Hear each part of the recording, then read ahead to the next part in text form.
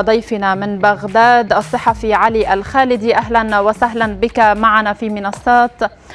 استضاف العراق هذه البطولة عام 1979 ثم للمرة الثانية في عام 2023. ماذا يعني استضافة العراق لهذه البطولة بعد هذا الغياب للمرة الثانية؟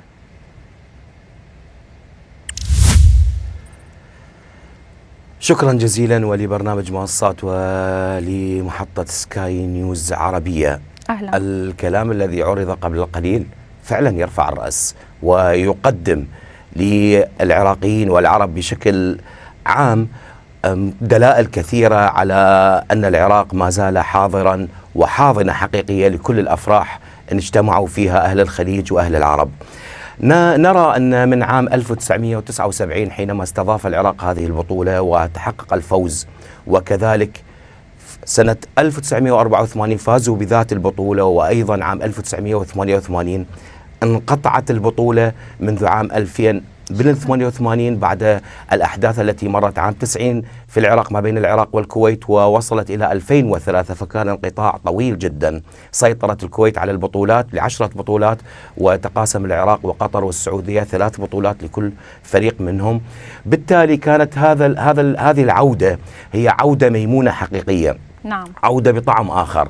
الكل يعرف أو الكل يعي أن وجود العراق كجمهور في بطولات الخليج حينما تقام بالإمارات، بالسعودية، في قطر، في أي بحرين وعمان، كان له نكهة خاصة بالتواجد، له ألوان وله طريقة أخرى تختلف عن تواجد الجماهير الأخرى، وهو الجمهور رقم 1 رغم ابتعاده عن بلده، لكنه في النهاية كان الجمهور عددا متواجد. حتى وإن لم يكن العراق مشارك في فترة ما بين 88 و 2003 تجد الجمهور عراقي.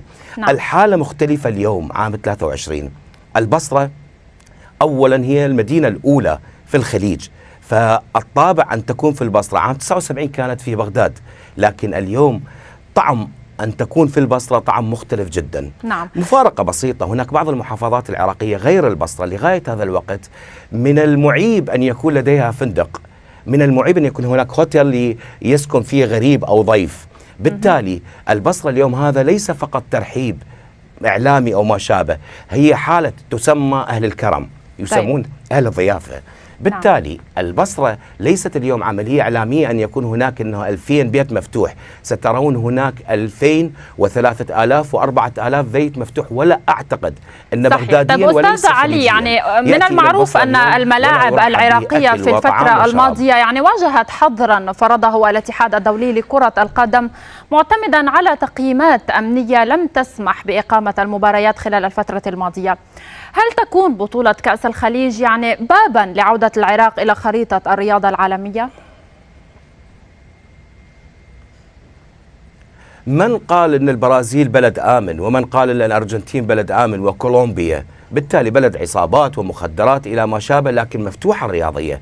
هناك كانت مؤامرة ومكشوفة وواضحة، وبالتالي اليوم بعملية بسيطة حسابية قطر استطاعت أن تستضيف أجمل نسخة لكأس العالم، والبصرة ستري العالم ما هي البصرة وما هي هاي المدينة التي منعتم حتى بغداد مو البصرة. بالتالي الخلافات السياسية والعشائرية، حالات جريمة هنا وهناك، هذه موجودة في كل العالم، لكن حينما يجتمع العراقيون اليوم على حالة واحدة نرى أنها رسالة حقيقية لكل السياسيين أولا في العراق وخارج العراق، أن الرياضة هي التي عادة ما توحد.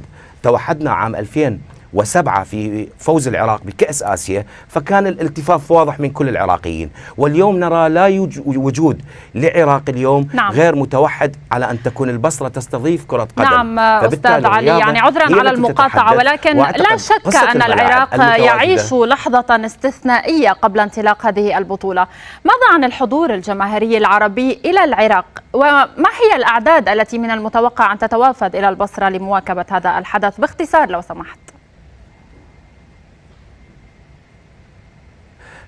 شاهد الأفلام الفيديوهات المتواجدة اليوم، بدأوا الكويتيين وصولا كأول دولة وصلت أنه إلى العراق، واليوم المباراة أنه الكويتي مع الميناء لافتتاح ملعب الميناء الكبير والمهم، وكذلك سيكون هناك أنه أعداد أكبر، وبالتالي الفرحة بدأت تكبر عند العراقيين. كنا متصورين أن كأس الخليج سيقام في البصرة وتنتهي القصة، لكن اليوم الجميع بدأ بالتكاتف، الجميع من الخليجيين أولا ومن العراقيين ثانيا، وصولا إلى الجميع. اليوم ليس هناك أنه شخص يستطيع أن يجير هذا الإنجاز لصالحه، بالتالي الفرحة فرحة عامة وفرحة خاصة للعراقيين باستضافة خليجي 25. كل الشكر لك، كنت معنا من بغداد الصحفي علي الخالدي.